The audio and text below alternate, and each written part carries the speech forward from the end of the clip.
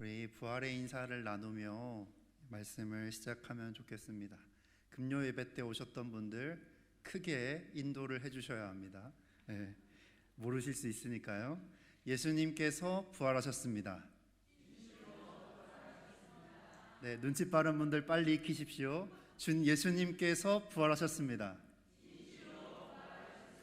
네, 옆에 분들과 그렇게 인사할까요? 한 분이 예수님께서 부활하셨습니다. 반대쪽에서 진실로 부활하셨습니다.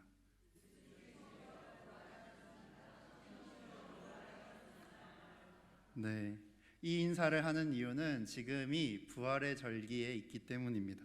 여러분, 오늘 본문은 요한복음의 에필로그입니다. 에필로그가 뭐냐면요, 드라마가 다 끝난 뒤에, 연극이 다 끝난 뒤에 그 연극에서 끝맺지 못한 그 마지막 사상적인 흐름을 완성하기 위해 그 뒤에 나레이션처럼 이야기를 덧붙이는 것을 의미합니다.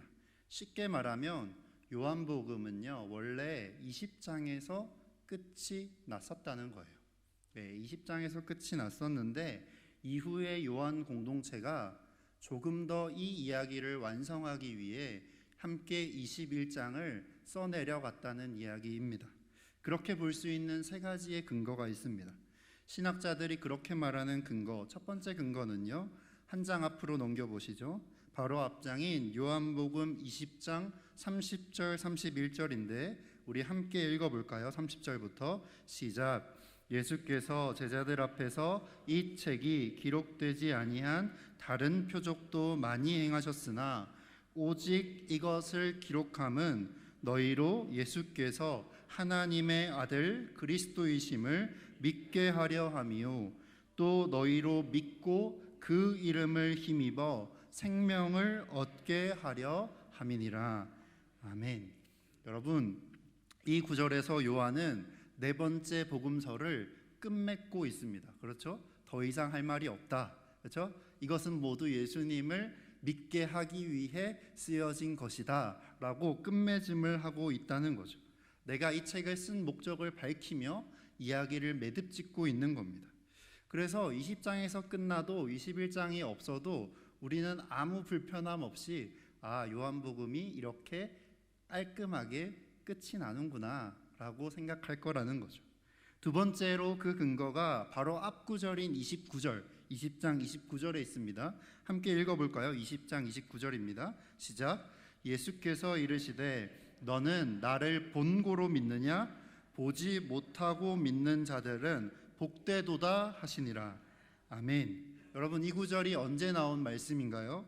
이 구절은 부활하신 예수님께서 제자들에게 나타나셨고 그 제자들 중 끝까지 주님을 의심하던 도마를 향해 너의 손가락을 내밀어 내 손에 넣어보고, 그렇죠? 내 손을 내 옆구리에 넣어보라. 그리하여 믿음 없는 자가 되지 말고 믿는 자가 되거라 라고 하신 뒤에 덧붙여진 말씀입니다. 결론부에서 예수님은 제자들을 향해 너희는 나를 본고로 믿느냐? 보지 못하는 자들은 더 복되다라고 말씀하고 계시는 거죠. 이 말씀은 더는 예수님이 언제 어디서 누구에게 나타나셨는지를 보여주는 게 이제는 별로 의미가 없다라고 말하는 것처럼 들립니다. 안 믿는 자들, 안 믿는 자들 아니죠. 안 보고도 믿는 자들은 복되다라고 말씀하시니 더 열심히 보여주려고 노력할 필요가 이제는 없는 겁니다. 충분히 보여주었으니까요. 마지막으로 20장과 21장이 잘 읽어보시면 별로 자연스럽게 연결되지가 않습니다. 20장을 보면 제자들은 예루살렘에서 부활하신 예수님을 만나는 장면이 나옵니다. 그리고 다시 사도로 보내심을 받습니다. 그런데 갑자기 21장에 가면 제자들이 고향으로 갑니다. 고향으로 가서 갈릴리에서 아무런 목적 없는 삶을 살아가고 있는 겁니다.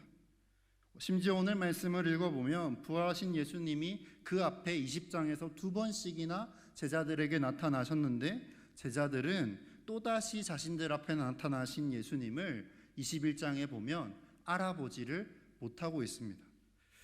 그러면 우리는 다시 생각해 봐야 하는 거죠. 이 20장과 21장 사이에 너무 우리는 성경이 시간 순서대로 기록되어 있다 생각하는데, 이 시간 순서라는 걸 생각했을 때 맞지 않는 이 간격을 어떻게 극복할 수 있을까요? 20장 30절을 보면요, 사실은 다른 많은 징표들도 예수님이 제자들 앞에서 보여주셨다라고 이야기하고 있습니다.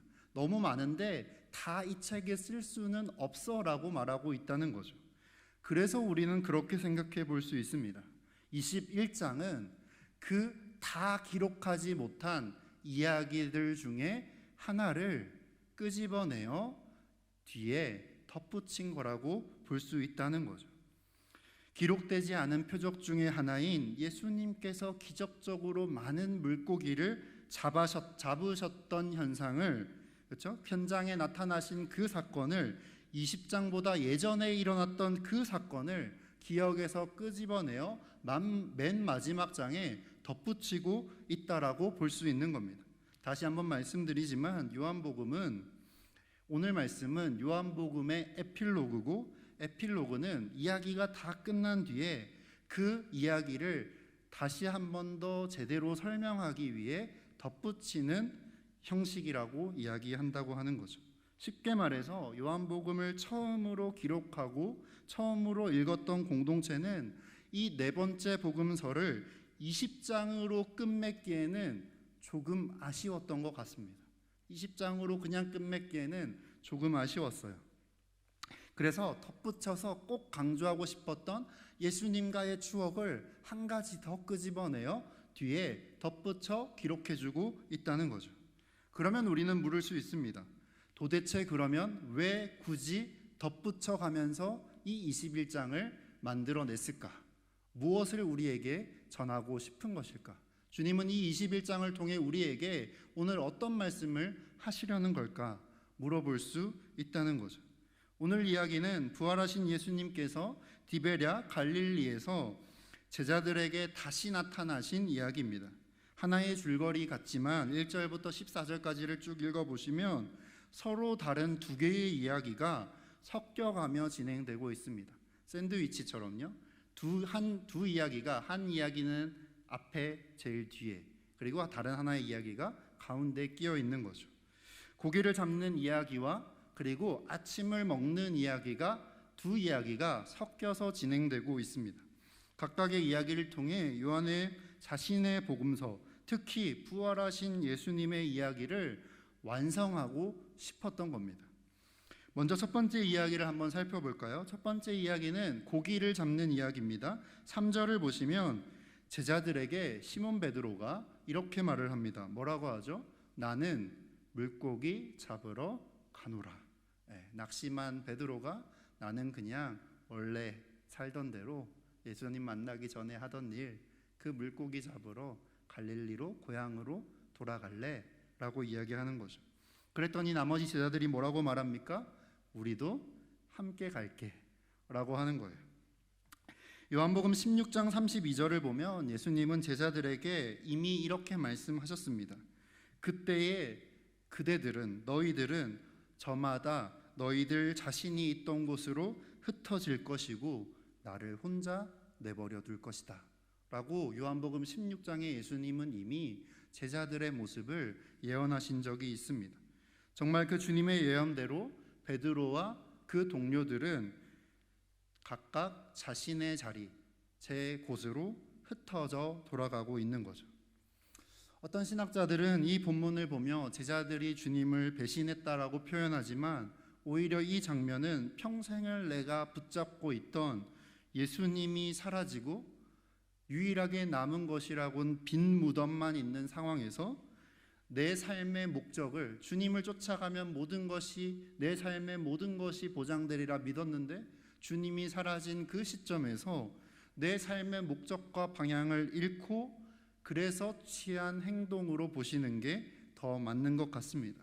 예수님을 잃은 베드로는 예수님을 만나기 전에 그래도 내가 그나마 제일 잘하던 일, 예수님이 계실 때는 예수님 붙잡고 살았지만 예수님 보이지 않으니 예수님 없을 때 그래도 내가 좀 잘하던 일, 그걸 다시 되찾아 돌아간 겁니다. 고기를 잡는 일로 돌아갔다는 거죠.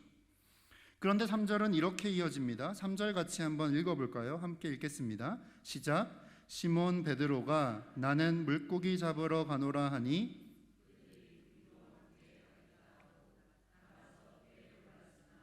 그날 밤에 아무것도 잡지 못하였더니. 아멘. 여러분, 그들은 원래 하던 일, 원래 내가 제일 잘하던 일로 되돌아갔습니다. 바로 고기를 잡는 일이죠. 하지만 그들은 어떻게 됐습니까? 아무것도 잡지 못하였다라고 기록하고 있습니다. 오늘 이야기는 삶의 목적을 잃고 그저 관성에 따라 삶을 이어가던, 하지만 그 삶에서 아무런 열매를 찾을 수 없던 제자들의 모습을 아주 적나라하게 보여주고 있는 겁니다.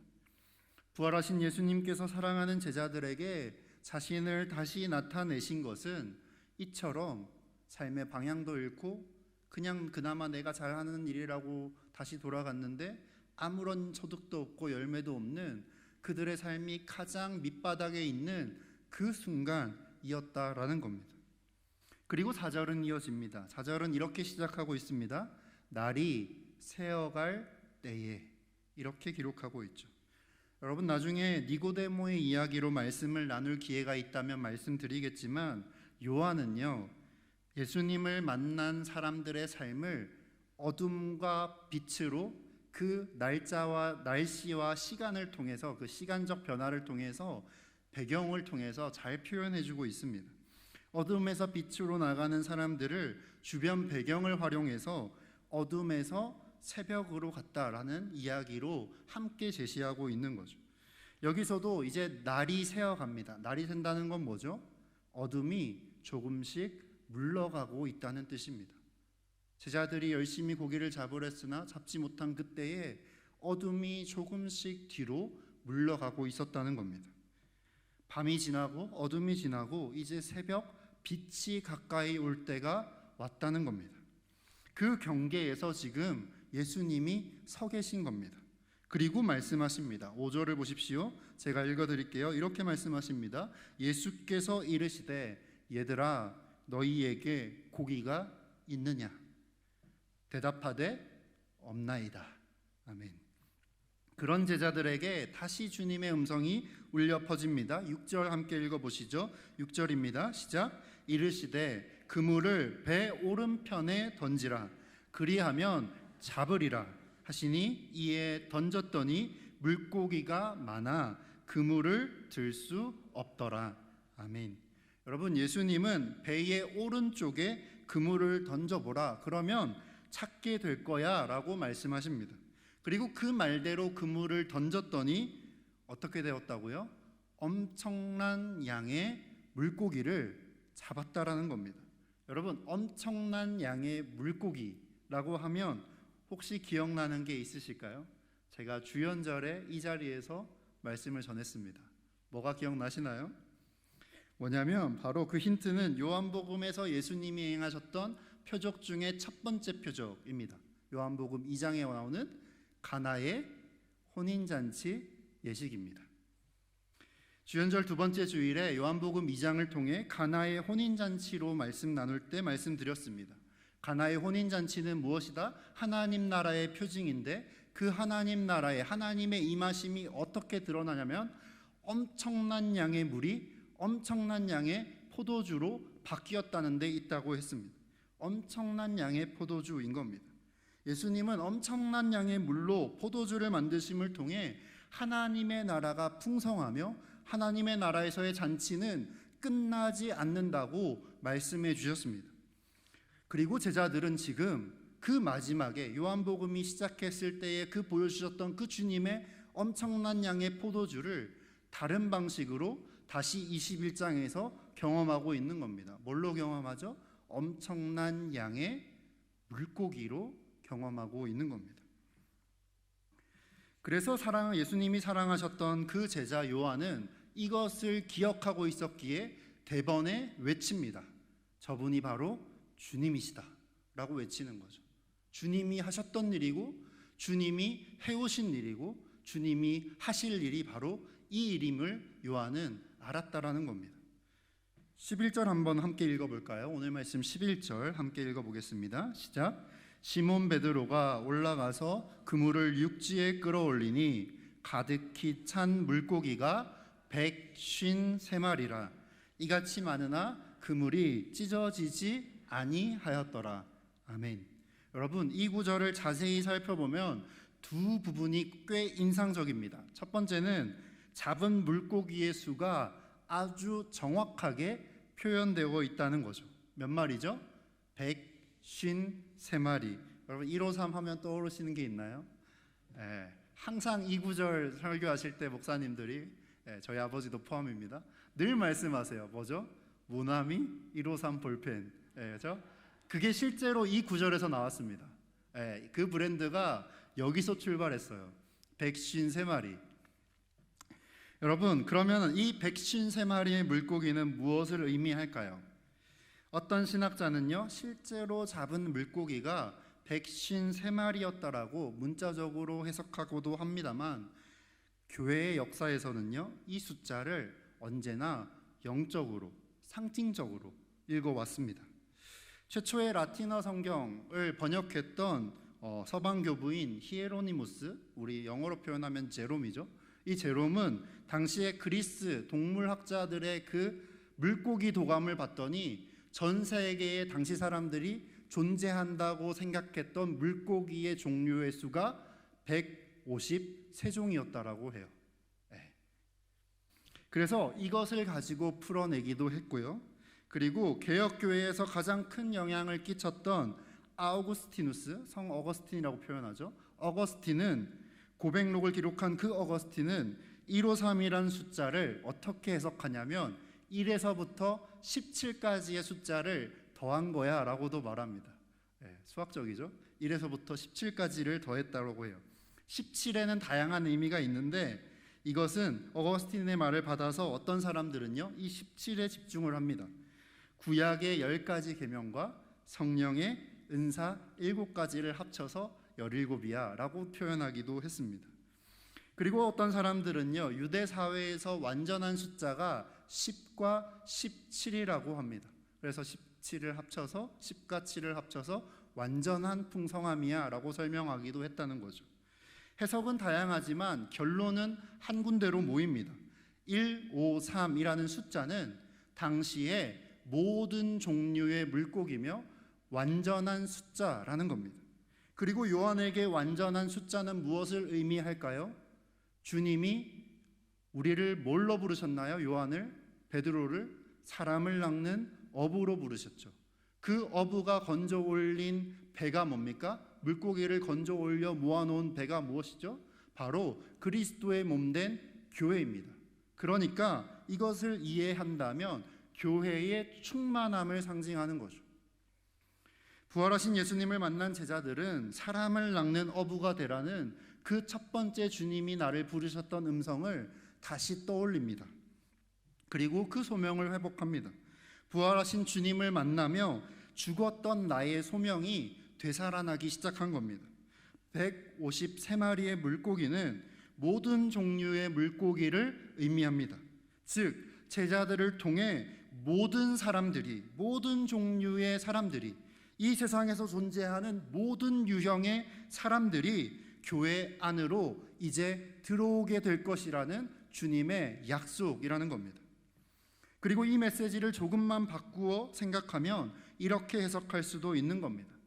끼리끼리가 아니라 정말로 다양한 사람들, 즉 모든 종류의 사람들이 예수님의 이름으로 하나 되는 곳이어야 그곳이 바로 온전한 교회이며 충만한 교회가 될 것이라는 주님의 말씀이기도 한 겁니다. 그리고 이 메시지는 11절의 다음 문장에서도 확증됩니다. 두 번째로 인상적인 부분인데 바로 마지막 절이죠. 마지막 문장이죠. 11절의 마지막 문장. 이같이부터 한번 읽어볼까요? 시작.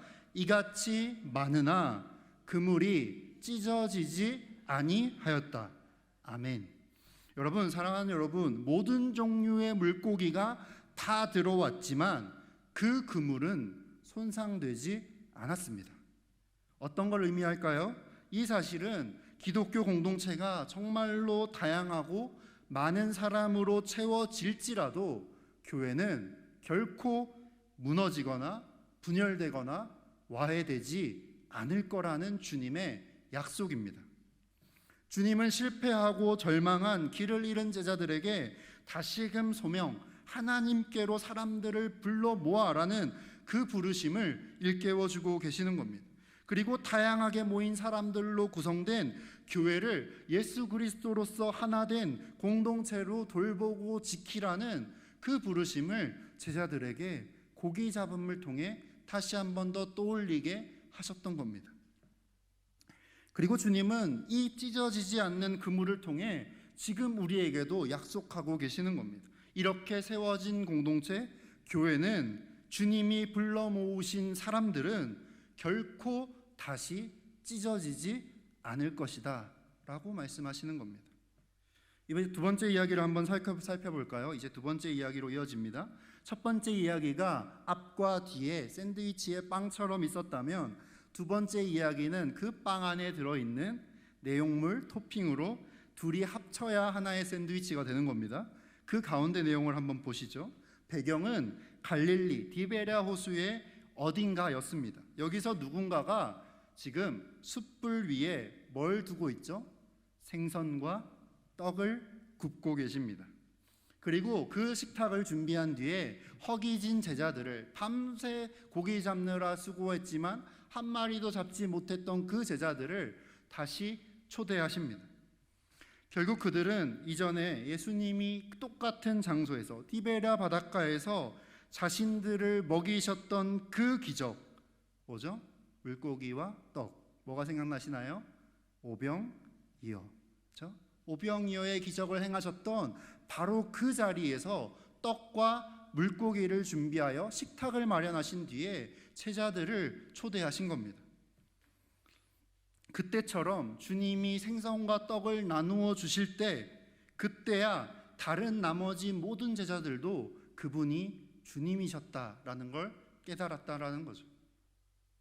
요한은 풍성한 양의 물고기를 보았을 때 풍성한 양의 포도주를 떠올리며 그분이 주님이시다를 떠올렸다면, 다른 제자들은 그 사건을 아직 기억하지 못했습니다.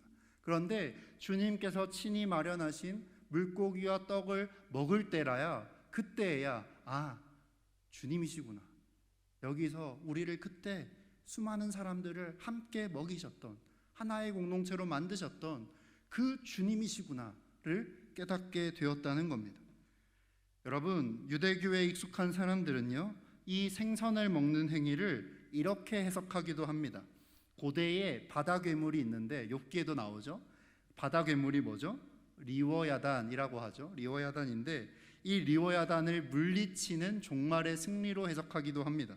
하지만 초대교회 때부터 지금까지 이 본문을 읽는 사람들은 한 가지의 사건을 떠올릴 수밖에 없습니다. 주님이 떡과 물고기를 준비하고 제자들을 초대했을 때 우리는 무엇을 자연스럽게 떠올리게 되나요? 어떤 사건이요?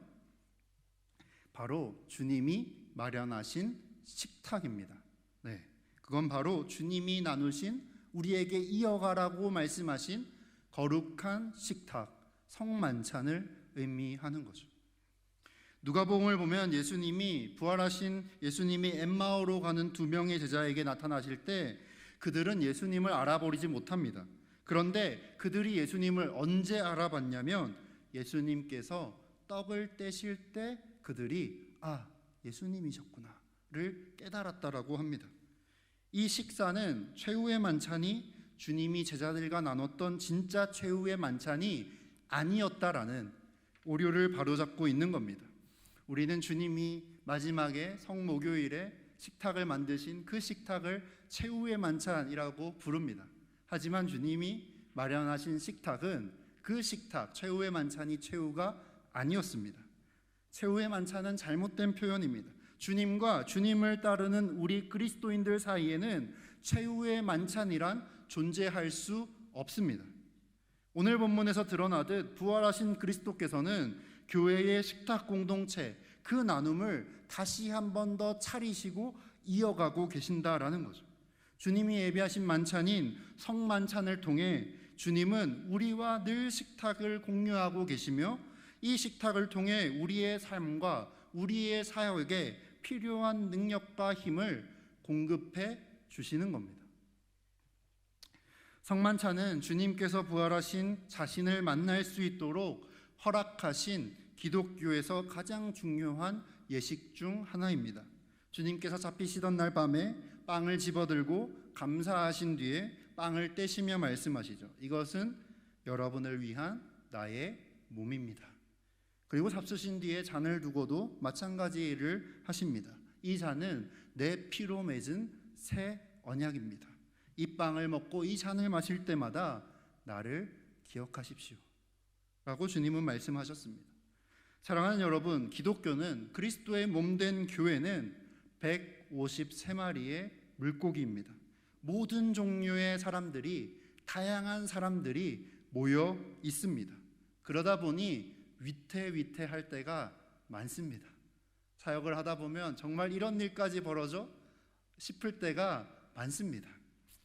과유불급이라고 하잖아요. 그래서 모든 사람을 다 교회로 끌어모으다 보면 정말 이 교회가 유지될까? 그물이 찢어지는 건 아닐까? 라는 생각이 들 때가 있다는 겁니다.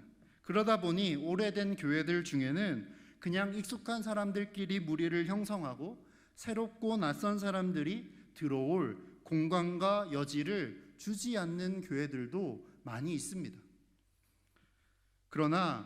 그래서 주님은 우리에게 성만찬이라는 예식을 주신 겁니다. 그게 아니라고, 함께 나누어야 한다고, 모든 사람을 주님이 하셨듯 초대해야 한다고, 독립운동가였던 그 열심당원과 나라를 팔아먹었다라고 하는 그 세리가 한 식탁에 앉아서 함께 식사하는 곳이 바로 주님이 마련하신 거룩한 식탁이었다라고 주님은 다시 한 번 더 우리에게 떠올려 주는 겁니다. 우리가 한 식탁에 앉아 함께 먹고 함께 마시는 행위를 할 때마다 우리는 그 자리에서 우리에게 살과 피를 내어주신, 이 공동체를 하나로 만들기 위해 살과 피를 아낌없이 내어주신 주님을 기억하게 됩니다. 그렇게 성만찬을 통해 우리는 주님이 그렇게 다양하고 낯선 한 사람 한 사람을 이 식탁으로 불러 모아 앉히기 위해 얼마나 큰 희생을 치러 오셨는지를, 자신의 살과 피를 내어주셨는지를 기억하고 또 배우게 되는 겁니다. 성만찬을 통해 우리는 부활하신 주님께서 오늘도 우리와 함께 계심을 깨닫고 그 주님의 영원한 생명을 공급받게 되는 겁니다. 여러분, 첫 번째 이야기가 샌드위치의 빵이라면 두 번째 이야기는 그 빵 사이에 있는 내용물이라고 말씀드렸죠. 여러분, 빵만으로는 그건 그냥 빵이지 샌드위치가 될 수 없습니다. 다시 말해 모든 종류의 사람들이 다 몰려든다 하더라도 그들이 주님의 몸과 피를 나누지 않으면 그 공동체는 완성되지 않습니다. 그리고 반대로 주님과 주님의 몸과 피를 매번 나눈다 하더라도 빵을 의미하는 그 공동체 내에 정말로 주님이 그렇게 내어주며 되찾고 싶었던 모든 종류의 사람들이 다 들어와 있지 않다면 그것도 마찬가지로 하나의 샌드위치가, 그리스도 공동체가, 교회가 충만하게 완성되었다고 표현할 수 없는 겁니다. 말씀을 정리하며 맺어보겠습니다. 사랑하는 광진교회 성도님들, 요한복음의 이 에필로그는 우리에게 전해주고 있습니다. 먼저 이 사건은 밤이 끝나가고 아침이 찾아오는 시간에 새벽녘에 일어난 사건입니다.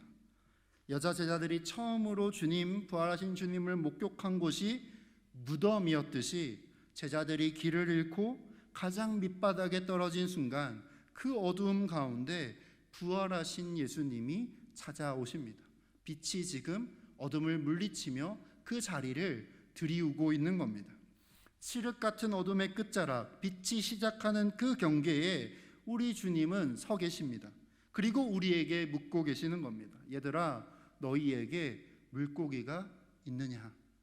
너희는 무엇을 위해 그토록 애쓰며 하루하루를 살아가고 있느냐? 라고 물으시는 겁니다. 여러분, 오늘 이야기에서 제자들의 대표로 등장하는 사람은 베드로입니다. 그는 예수님을 3번 부인했고요. 예수님이 십자가에 달리신 순간 도망쳐 그 자리에 있지 않았습니다. 무덤이 비었다는 소식을 들었지만, 예수님이 빈 무덤도 확인했지만 주님이 부활하실 거라고는 상상도 못한 채 그냥 집으로 돌아갔던 사람입니다. 그저 절망에 절망으로 휩싸였던 그는 예수님을 만나기 이전의 삶으로 나는 물고기 잡으러 가노라 되돌아가 버렸습니다. 그는 지금 갈릴리에 있습니다. 베드로에게 갈릴리라는 곳은 주님을 만나기 이전의 장소지만 베드로는 깨닫지 못했을 뿐 이미 그 갈릴리는 주님과의 추억으로 이미 꽉 차 있는 새로운 공간이었다라는 겁니다. 주님은 계셨습니다. 갈릴리에 계셨고 베드로는 그 갈릴리에서 주님 이전의 삶으로 가겠다 했지만 이미 돌아간 갈릴리에는 주님과 함께한 무수한 추억들이 있었다라는 겁니다. 부활하신 예수님은 그곳에서 주님과의 기억을 끄집어내십니다. 제자들을 처음 만났던 그때 밤새 고생했으나 한 마리도 물고기를 잡지 못했던 그때에 그 물고기를 주님의 말씀에 의지하여 그물 내려 배가 넘치도록 잡았던 그 장면, 그 기억을 다시 끄집어내고 계시는 겁니다. 그리고 빵과 물고기로 차려진 식탁을 통해 보리떡 5개와 물고기 2마리로 5,000명을 먹이셨던 그 예수님을 다시 떠올리게 하신 겁니다. 제자들은 그곳에서 부활하신 주님을 만났고 부활하신 주님을 만남과 동시에 그들에게 죽었던 소명, 사람을 낚는 어부가 되리라 라는 그 소명이 되살아나기 시작했다라는 겁니다. 그들은 부활하신 주님께서 모든 사람을 낚아도 찢어지지 않는 그물을 주님께서 친히 펼치셨다는 사실을 깨달았습니다. 주님의 말씀에 의지하여 그물을 내리고 사람들을 주님께로 돌이키는 것, 이것이 제자들의 사명인 동시에 모든 교회의 사명입니다. 복음서를 읽어보면 한 가지 사실을 분명하게 발견합니다. 어부라고 소개된 이 제자들이 복음서를 잘 읽어보시면 예수님이 없을 때 고기를 잡았다는 기록이 하나도 없습니다. 예수님 없이는 고기를 한 마리도 잡지 못했다는 겁니다. 우리는 이 말을 뒤집어서 읽어야 합니다. 사랑하는 여러분, 주님이 계시면 우리는 고기를 잡을 수 있습니다. 다시 말씀드립니다. 주님이 계시면 우리는 고기를 잡을 수 있습니다. 그물이 찢어질 정도로 많은 물고기들을 잡을 수 있는 겁니다. 그렇게 불러 모은 공동체는 결코 찢어지지 않을 것입니다. 그곳에 주님이 차려주신 식탁이 존재하는 한 계속해서 주님의 살과 피를 나누며 주님이 우리를 하나로 부르셨다는 사실을 기억하는 한 그 그물은 결코 찢어지지 않을 것입니다. 그렇게 주님의 살과 피를 마시며 먹고 마시며 우리를 위한 주님의 희생을 몸으로 배우고 실천하는 사람들이 이 교회 안에 존재하는 한 교회는 무너지지 않을 것입니다. 그 그물을 펼치신 분이 바로 죽음의 세력을 이기고 부활하신 예수님, 주님이시기 때문입니다. 요한은 전합니다. 153마리의 물고기, 그 제자들은 그물을 내리자마자 전해오는 그 묵직함, 그 풍성함에서부터 요한은 부활하신 주님을 확신했습니다. 우리에게는 이런 경험들이 필요합니다. 저는 광진교회가 날마다 이러한 경험으로 가득한 교회 되기를 소망합니다. 교회에 올 때마다 교회에서 다양한 사람들을 새롭게 만나고 그때마다 그 다양한 사람들이 만난 다양한 주님의 모습들, 주님의 은혜들을, 그 주님의 다양한 베푸신 은혜들을 날마다 교회 안에서 풍성하게 나눌 수 있기를 소망합니다. 다른 말 하는 게 아니라, 불평불만하고 여러 이야기하는 게 아니라 만날 때마다 이번 한 주간 주님이 우리의 삶에 어떻게 임하셨는지, 어떤 일들을 하셨는지를 나누시는 저와 여러분 되기를 소망합니다. 사랑하는 광진교회 여러분, 지난 한 주간 여러분은 어떤 물고기를 잡으셨습니까? 무엇을 위해 오늘 하루를, 5월 한 달을, 여러분 한 해를 살아가고 계신가요?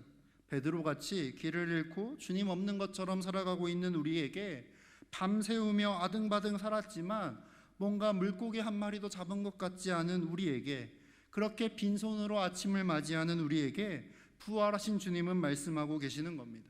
주님이 부활하셨습니다. 진실로 부활하셨습니다. 부활하신 예수님은 우리를 처음 만났던 그 자리에서, 주님과 우리가 추억 가득했던 그곳에서 우리의 무너진 삶을, 잃어버린 방향을 다시 한 번 더 잡고 찾아보라고 말씀하고 계시는 겁니다. 다시 시작해보라고 말씀하십니다. 주님께서 주님만의 식탁을 차려놓고 우리를 초대하고 계십니다. 그 식탁으로 우리를 초대하며 말씀하십니다. 오늘 본문 12절입니다. 이리로 와서 아침을 먹어라 라고 주님은 말씀하십니다. 그리고 6장 51절 요한복음에 이렇게 말씀하시죠. 내가 준비한 떡은 세상에 영원한 생명을 주는 나의 살이다 말씀하십니다. 기도하겠습니다. 사랑이 많으신 주님, 친히 마련하신 그 식탁으로 우리를 초대하시는 주님, 우리에게 사람을 취하는 소명을 맡기신 주님, 부활하신 주님이 우리를 찾아오실 때 우리의 삶의 모든 어둠이 물러가고 주님이 찾아오실 때 우리가 영원한 생명을 얻게 될 것임을, 회복하게 될 것임을 믿습니다. 자꾸만 실패하는 우리의 인생에 주님 찾아오셔서 다시 한번 주님이 주시는 그 하나님 나라의 풍성함을 경험하게 하여 주옵소서. 우리는 무엇을 위해, 어떤 고기를 낚으려고 이렇게 아등바등 살아가고 있습니까? 주님 말씀 따라 다른 것이 아닌 사람을 얻기 위한 삶을 살게 하시고, 광진교회라는 한 공동체 안에서 함께 먹고 마실 때마다 하나님 나라의 풍성함을 경험케 하시고, 이곳에서 여기 모인 사람들과 부활하신 주님을 날마다 함께 경험하게 하여 주옵소서. 죽음의 권세를 이기고 부활하신 예수님의 이름으로 기도드립니다. 아멘.